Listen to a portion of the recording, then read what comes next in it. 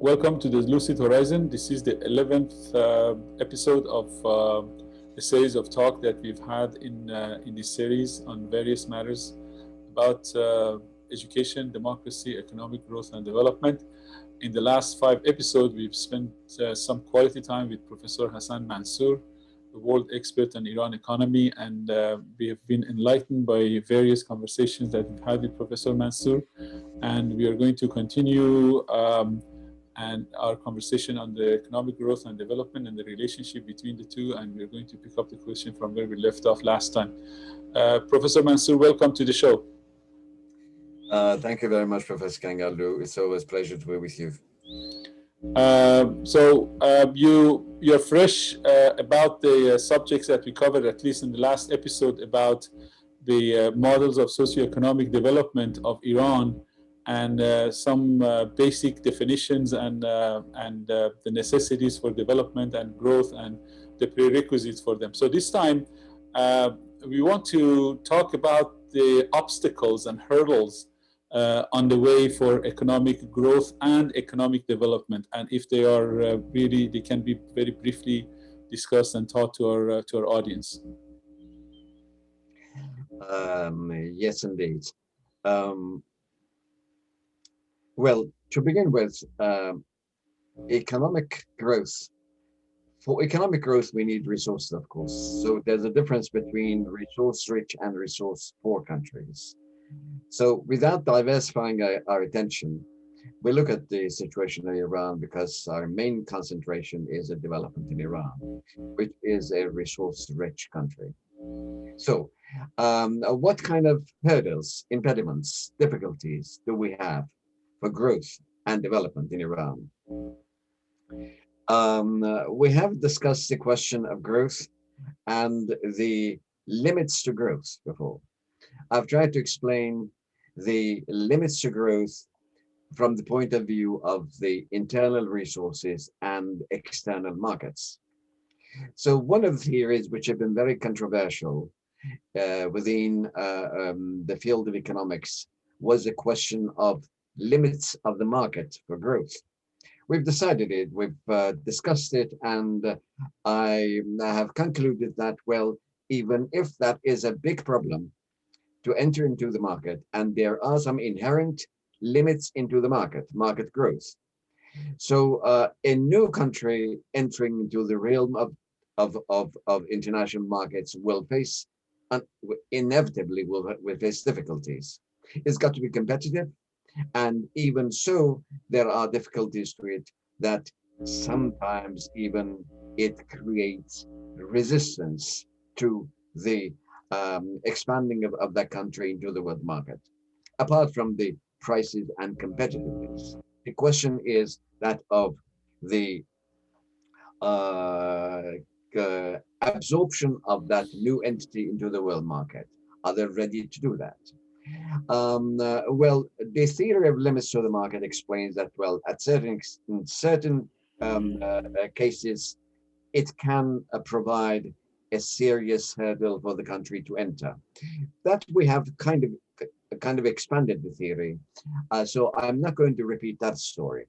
But there are internally and externally some limiting factors to growth. Internally, the question is the social structure.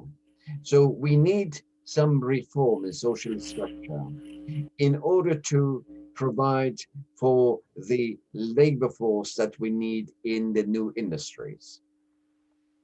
If that population is not present in the cities, which normally is not in an underdeveloped country, then we need land reforms in order to release the labor force from the countryside to the economies. This engenders the process of immigration, which we have touched upon several times, and for which we need to have a planning. So this is one of the internal hurdles of development. So in the case of Iran, we had a successful land reform. But even land reform, it had its deficiencies. So you make a land reform, and without providing the necessary institutions for success of land reform, those people who have got the land they may leave the land, as great many people did, and end up in the cities. So this forced urbanization was a continuation of land reform, and which ended up, as we mentioned in the previous session, with a slum dwelling of about 3 to 4 million people in the suburbs of Tehran. This creates its own problems, like the crimes in the suburbs and the unregulated job and underground economy, and all this may create both economic, social, and security problems for the country.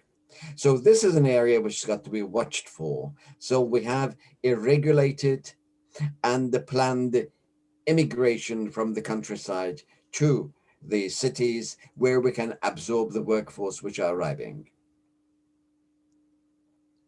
So go ahead. Please go ahead. No. You had a question.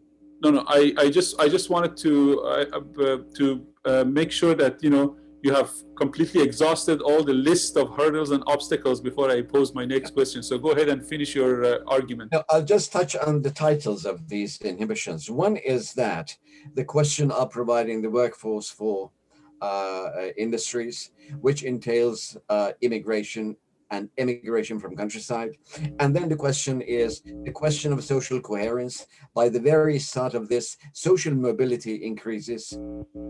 And social mobility it means that countryside people end up in the urban areas where the norms are different. And in a period of 4 years, we find anomalies and great deal of anomalies, social anomalies.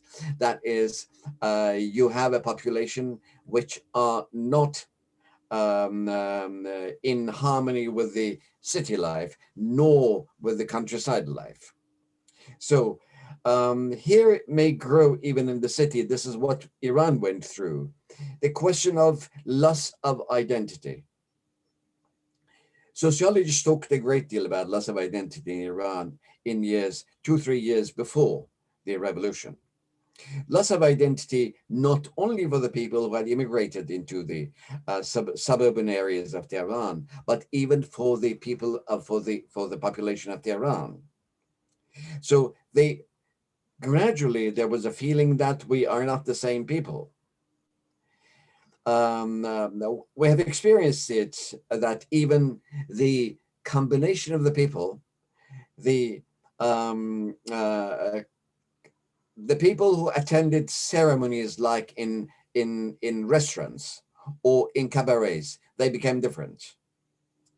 So because the newly arrived people, they had gained access to better income, those who got employment. They also started using the same services as the urban population did. So in even top cabarets of Tehran, you realize that the combination of the people, the perplex complexion of the people has changed. Once there was only well-to-do and the elite of the country which attended those areas.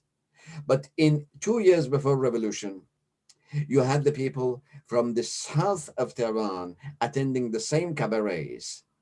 And then in a very short period, you realize that even the type of artists performing in those areas changed. So the artists of this southern Tehran, they moved into those cabarets, and this made those people who were living in those areas kind of, it provided them a feeling of alienation in their own areas. And of course, this affects the relationship, the approach, the behavior of people vis-a-vis each other.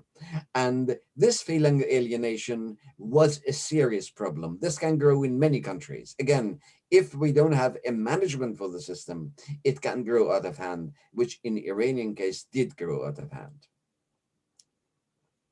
So expansion of, in certain areas, expansion of prostitution, it became one of the areas. Why? Because you have a population of 3-4 million young people, mostly men, coming to suburban areas where there are no institutions to absorb them. And many of them were bachelors. And then The only areas they could attend were the prostitution, and that became a problem. At increase of prostitution, it played into the hands of the religious bigots who could use it as an alibi to organize a revolt.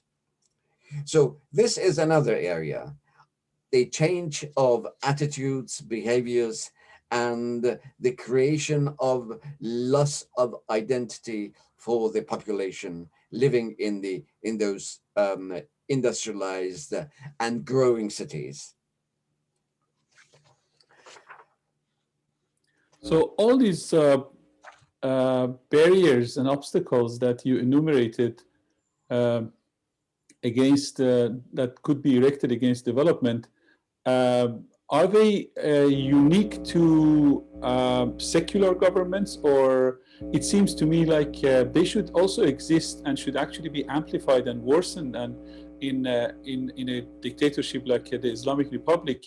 But for some reason, the government of the Islamic Republic seems to have been able to manage the revolt of the young people and the social mobility and the lack of responsiveness by the government into the social dislocation of a vast swath of people from the countrysides to the cities and to the urban areas. It seems to me like this government, the government of the Islamic Republic, should have these problems even worse than the government of the Shah. So how come that those factors, those obstacles that resulted into social dissatisfaction and discontent resulted in overthrow of the government of the Shah, but this government seems to be stable and completely in the position of power and don't seem to be moved by all these obstacles against development and the consequences of the social unrest? Well, I think we have touched upon the answer to this question before, because the Islamic Republic is not compatible with development at all. They don't want development.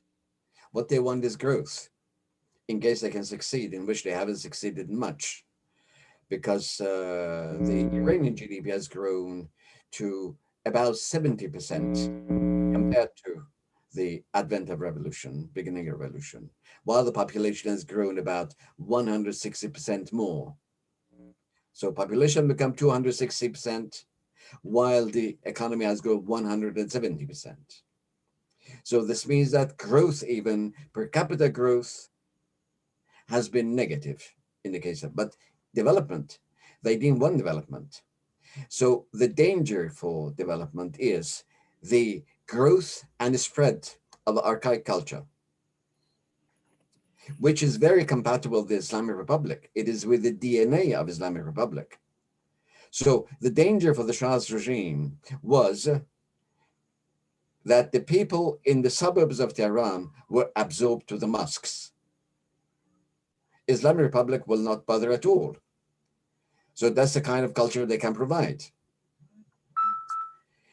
The difficulty for development is to provide a big push for the archaic people to move one step further, where the dynamics of development can start rolling by itself. If they don't want to move, to shift the people, in that case, you wouldn't have the problem. Of course, there are a great deal of conflicts in Iranian society now, but they are not of this nature. The nature of problem that we experienced in the case of Iran was that there was a change of paradigm was taking place. And this new paradigm was in contrast to the traditional paradigm. And the old unreformed religion represented the older paradigm. There was the contrast. Now, they would like to expand, and all efforts of the establishment is to expand the archaic norms and the civilization. So there is no such conflict between the two. In case they wanted to attain development, which means to provide freedom of thought, of publication, and liberty to the people and the press. In that case, of course, they would face the same hurdles that the Shah did, but they haven't, and they wouldn't. because they would stop at providing liberty. Liberty is a part of development, not a part of growth. You can attain growth without it. China has done a successful job of providing growth without providing freedom to its individuals. And of course, in the context of that culture, they do not see individual as the engines of society. They see the mass of people as the engines, which is a uniform mass obeying the traditions and the laws of the ancient society. This is the kind of civilization we have in China. So in China, we do not meet that problem. This is why I've mentioned that in China, we have a great growth, but do we have development? No. Development comes with freedom and freedom of thought, of press, and of democracy. And none of them are existent in China. And this applies to Islamic Republic. We don't get this conflict because we are not on the path of development at all in Islamic Republic. They are trying, in order to increase wealth, they are trying to provide some growth in which they are not very successful. Very well. So does that mean that every country has its own model of development? And if the answer to that is yes, what is the specific model of development for Iran? Do excuse me, there was a noise in the background. I couldn't hear you well. The noise will come back again. Okay, I will try to reduce the noise. I'm going to repeat my question, and the question was that based on what you just said, as a response to my last question, it seems to me that there is a specific model of development for each country, and there is not a universal model, one size fits all. And if there is a unique model of development for each country, what is the specific model for Iran's development? Right. Well, here we come to the crux of the matter, really. That's a very sensitive question. Yes, there is no one path for development of the world. This is why this path is an epic task. It's a legendary task. So leaders of development must have ingenuity to discover the path for their own countries, in which they can mobilize internal resources, all internal resources, internal culture, cultural norm, even internal mythology, which will require an epic trip. So there is no one single way. But of course, studying the other countries provide a wealth of experience. To mention, for example, historically, the last 20 years of 18th century with Industrial Revolution in the UK, a unique experience. Why was it unique? Because the process of industrialization started in one country alone. It provided superiority for the UK, for British, to access all the markets, and wherever they entered, whichever market they entered, they were the champions. They could beat any. There was no rival. This is why the empire of Britain grew, behind which you had this strong engine of industrial revolution. So this is one unique experience for the UK. After that, of course, we have a repetition of the 30, 40 years in other European countries. France and the US in 1830 to 1860, they had their own process of growth. Germany in 1850 to 1875. Russia and Canada from 1890 to 1914. India and China from 1950 onwards, which is a continuing process up until now. Swedish growth in the beginning of 20th century. The only important resource the country had was the timber. They started their growth on timber, export of timber. Now they have become one of the very diverse and developed countries in the world. The British development, the late 20th century, late 20 years of the 20th century, 1980 onwards. It was a new development within a developed country, They changed the basis of their industry from industry to services. And the modern system was mostly anchored on computer and internet technology. They became a great producer and exporter of services and software in the world. So they changed the basis of their industry. But here becomes the question of, is it the same thing to have a development within a developed country as compared to a change and development in an undeveloped country? The answer is no. There are different regularities, different laws for development countries to expand and to grow more and more, because it's a process and development is going on in America, in Europe, in all modern countries, and to start a development in a non-developed country in which we have traditional hurdles, while, as we mentioned before, these hurdles have been removed in the case of these modern countries. In Europe and America, all of them, in one way or another, they have dealt with these hurdles, while we haven't dealt with them. This is why in Iran, in Turkey, which are the same road of development, we have the experience of Ataturk. For such a long period of 60, 70 years, yet we get the backlash of the new government of Turkey and the move backward by Turkey in the road to development. So this is why, how can we explain the situation? You see, the elements which are used by the backward leaning forces of society are the unreformed institutions within society. In the case of Turkey, where I have concentrated a bit of attention, family structure is one of those.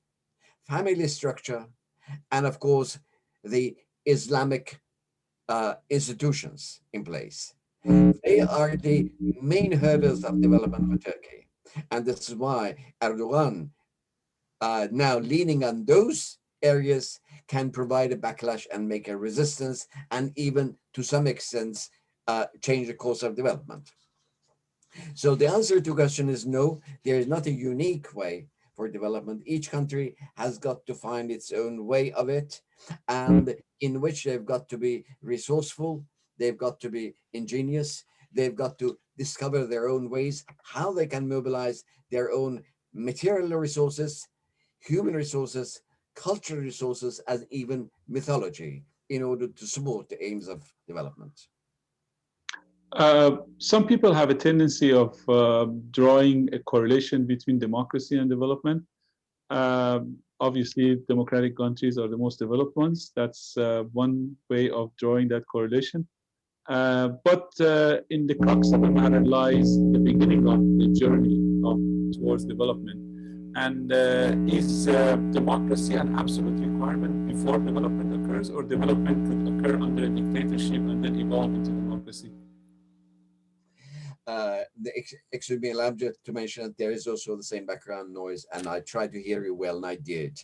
I think I understood the question. You're asking about the development and democracy and relation between the two. That's right. Well, again, looking at the world arena, it has gone in stages. In the case of Europe and America, which are different stories, but in the case of Europe, it has started with the Renaissance and reform. Mm-hmm. The birth and emergence of science, and later on technology, and later we've had industrial revolution. Before that, we had the movement of reformation of religion, which in some areas it were a bloody conflict. In the case of Germany, 30-year wars. In France and England. So in the 16th, 17th century, this is concluded in favor of reformed religion. In the case of America, the people who landed in the United States, they came from these countries where they had experienced reformation. So they were the bearers of reformation. They were modern people. There were hardworking people, ingenious people who wanted to create, and many of them honest people who wanted to build a life for themselves. This is how United States grew from a traditional society to a modern society. But does it necessarily lead to democracy? Well, there are, in the case of Europe, in the case of the countries or colonies of Britain, like Australia, New Zealand, and the United States, and so on, and Canada, well, democracy has followed these changes. And democracy itself is, of course, a process. The face of democracy changes and it grows. But the foundation of it is based on Reformation, Renaissance, and the primacy of science and technology. And then you have the importance of individual and rights and individual rights, which start from John Locke's philosophy and so on and so forth, which is spread all over this world. Then you have democracy. But in the case of China, you have a development. You have a development to a certain extent, which is limited to the limits of growth. Not much, well, you have a development of education system, a spread of science in schools and so on and so forth. But the basis of science in the West has been the free individual and free thinking. And free thinking, we've got the ideas and hypotheses and hypothesizing and, of course, creation of science. Now, once the science is created, you can always adapt and copy it. So, do they necessarily need a democracy in their own society? Not necessarily. That the pressure is growing, but they also, the formal ideology of China is that no, we are not a society which is going to bend for democracy. We are a civilization in which individual is not our core in society, but we have families and groups which obey the tradition. Where is that going to lead? Well, it's not going to lead to development as we know it. So we have a different sort of civilization, which of course does not go without repression. And we have all of the reflections of this. Take the examples of coronavirus, where lack of freedom of talk was one of the important factors of the spread of this disease. So this is why the countries like Iran, they incline to copy the model of China, because under that system you can keep the monopoly of power without opening any windows towards the population. And of course, you are striving for growth in order to have bigger wealth. Nobody wants less wealth in case, but to some areas, to some extent, wealth creation goes along with liberty. This is why the most productive countries so far have been the Western democracies, which have also established democracy. But this is the ideals that we know so far, that we have industries, industrial man, and developed society and democracy. The countries are in different stages of it. Some of them may get to democracy, some of them may not get to democracy. So even those who have successfully copied the models and teachings of science and technology, like South Korea, like Japan, they don't have the same kind of democracy that we have in the West. This is why once we got to the integrity of man, do we have the same integrity of man in Japan that we see in the West? I don't think we do.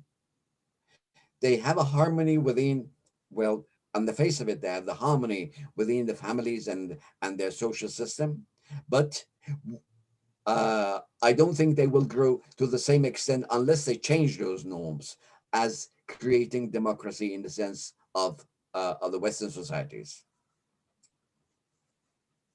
Very well. So now, against that backdrop, uh, the difficult question to answer becomes whether this very sophisticated and complex affair of development, whether it is a non-stop train or are there stages to development and there are disruptions in development?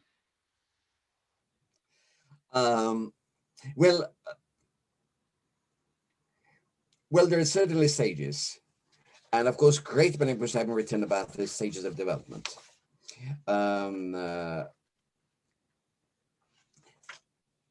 We start with the traditional society from which to go above and beyond. To achieve industrialization, we need some change in education and so on and so forth. Later on, we come to a stage when we need to cut off from the roots or continue upwards smoothly from those old roots and grow modern society. The point is, the nature of society changes. One thing which the leaders of development in certain areas, in certain countries, they have overlooked is that as once you start the process of development, the nature of life, the nature of society changes. You compare a toddler with an adolescent. We can't say a young man of 15 is 15 times older or bigger than a toddler 1 year old. A child, a baby is a baby. There's a quality change. This is what causes difficulty in the case of development in society. A developed society is a grown-up adult, while non-developed one can be compared to a child, which has a different set of its organisms and the way of functioning. So here comes the difficulty. Once we grow to that stage, then of course, a strong will and plan and the knowledge of the roads and difficulties are required. And once we know that, we may overcome it. Otherwise, there's always a risk, even for developed countries. We cannot take for granted. They may go back. The course may be reversed because human nature has a foot in biology, while development is social and historical. So we may go up in social development, and then the nature of time changes, the nature of society changes, the shape of society changes, the quality of laws changes. And in order to make these changes palatable, we need strong engines to move the society forward. Without providing this engine, we will not be able to take off. So the most important thing, which even economists of growth have talked about, is a takeoff period. Say, for example, Rostovian takeoff is very famous. You arrive, he explains, he gives you the elements. Once these are ready, then you get to the point of takeoff. That's the quantum moment. In that quantum moment, once you get the momentum to take off the move, then of course the dynamics of growth, of development itself takes the rein, takes the helm and rules it forward. But in case we cannot get to it, it will be almost impossible to move forward. So the process we start is full of, it's a minefield, the process of development. Being mindful of all those impediments, we've got to have plans for it and the clean and strong structures in order to take it forward to achieve development. So does that mean that if in the absence of continuous development and a smooth ride for this train of development, there is some kind of a quantization in development and discontinuity in development? So is that what quantum moment in development is referred to? Well, a quantum moment I would define as a point where we get the momentum to take off. And it's a unique singular moment, a moment of singularity where you can take off and go ahead. Up until that time, you gather force, the different elements which make for development, they gather force. But you come to an area where you need to take off, and that is the critical moment. So the main thing of development process is to provide for that, to get ready. How do we do that? In the case of Iran, look back, it was 1950s until Persian years, that was 1970s. Until 1970s, well, the process of growth was smooth until 72, 73. From 73 onwards until about 76, we had the difficulties. Difficulties express themselves in the form of social anomalies like identity crisis, inflation, unemployment, stagflation. Indeed, 1976 was the year of stagflation, where we got, after about 15 years of an average 4% inflation, we got an inflation of 26%, which played into the hands of the clergy, of course. So these are the areas that both economically, politically, once we grew, more liberties were required. So people who grew up in 15 years as individuals, respectful, having rights, they demanded more political rights, which was not given. So political rights were barred while you had individual rights, and your individual behaviors were not controlled. You were free to do whatever you like to go wherever you want to do, and to dress the way you wanted to.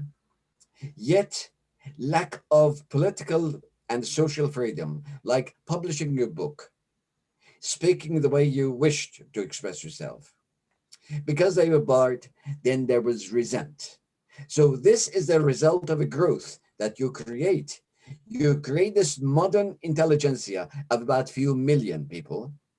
And then if you cannot accommodate for them in a system of freedom, then you've got to revert back and create a system of suppression.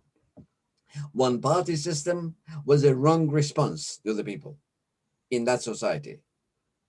One party system in itself, one party system, we needed some liberalization and accommodating for the new forces which had entered the country. And of course, the forces of development, who were the forces of development? The workers in the factories, millions of them, especially around Tehran, Tabriz, Iraq, and so on and so forth. Millions of workers. These people, the intelligentsia and technicians and modern managers. And then you had a bureaucracy, which was not very clean and modern, of course, but a part of it, modern sections of it, like the plan organization and so on, Ministry of Economy, Ministry of Commerce, Central Bank, they were all in the service of development. So these people needed to be supported. While they were not supported, they were suppressed. They were suppressed by the unique, unified one party of Resurgence Party, Rastakhi's party. And these are the bearers of the modern culture. The bearers of modern culture did not have any support. They didn't have an organization. The reason why they did not support the system which had brought them up and made them thrive, we didn't have any resistance from these people to support the system, the fruits of which were themselves. Well, certainly there are vacuums in areas. So this modern groups, modern strata of society, they needed to be more organized, more educated, more goal-oriented, and to be made aware of where they were going. They were not, they didn't know. This brought about a chaos in society, in the intellectual life. You know, in the last 5-6 years, the intellectual life is a chaos. Intellectuals are not mostly they are not modern. They are backward people. And these backward people who are giving speeches here and there in Hosseiniya, Irshad, and so on and so forth, these people, they were representative of the archaic society. Why could not the modern layers of society offset the effect of these old strata? Well, they're important questions. Because one of the requirements of the system which leads the engine of development is to stabilize, to provide institutions, to organize, and to provide ideas and raison d'etre for these groups who are beneficiaries of development. One last point which is important to mention is that development is not only positive, it has both positive and negative results. It has winners and losers. The winners of revolution, the winners of innovation, of modernization, and of development are the new classes and strata layers of society, while the archaic layers of society may feel that they are now taking the back seat.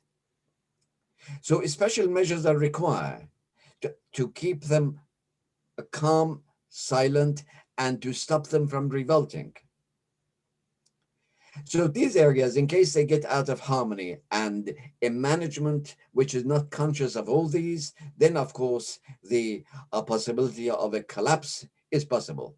This is what we experience in the case of Iran. So one can summarize your answer to my last question as whenever there is a discontinuity, whenever there is a kink in the smooth growth curve, then that amounts to the quantum moment. And Iran had this quantum moment when the social forces released by the economic growth became released into the cities and urban areas, and they became the foot soldiers of reactionary forces of religion.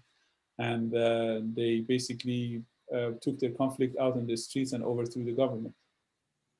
Yes, of course. In the case of Iran, if we are looking for that quantum moment, it was in 1970s. Then some critical measures needed to be taken, but before that,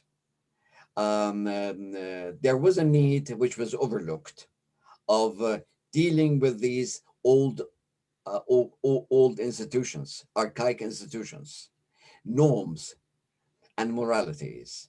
These were not taken care of. Instead, they were strengthened. You look at the statistics of clergy, which grew to about 140,000 clergy in 1979. These people, who were the bearers of a very dangerous culture, they had all the privileges from the state, exemption from military services, and direct payments by the states to these people who were doing the seminary work, the clergy work. And of course, the freedom. They had the freedom of speech everywhere, while writers didn't have that freedom. There was essential for writers, while those didn't have it. This is why there was a mislocation of priorities by the leadership of development. Instead of strengthening the engines of development, they were building on a misguided strategy, strengthening the clergy in order to play them against the communism, while it proved that communism was not the main enemy of the system, it was the clergy which was the main enemy. So these misguided strategies and confusions can, of course, lead the process of development to collapse, which unfortunately in the case of Iran, we did experience. Well, and that brings us to the end of our 12th episode of Lucid Horizon, our sixth one with you. And that was fascinating and very enlightening and educational. And for that, I'm thankful and grateful to you for your generosity with time and your insight, Professor Mansour. I'm grateful, Professor Kangarlu. Thank you very much for your attention. We hope to continue this conversation next time with another episode of Lucid Horizon and continue learning from Professor Mansour. Thank you. You're welcome. Thank you.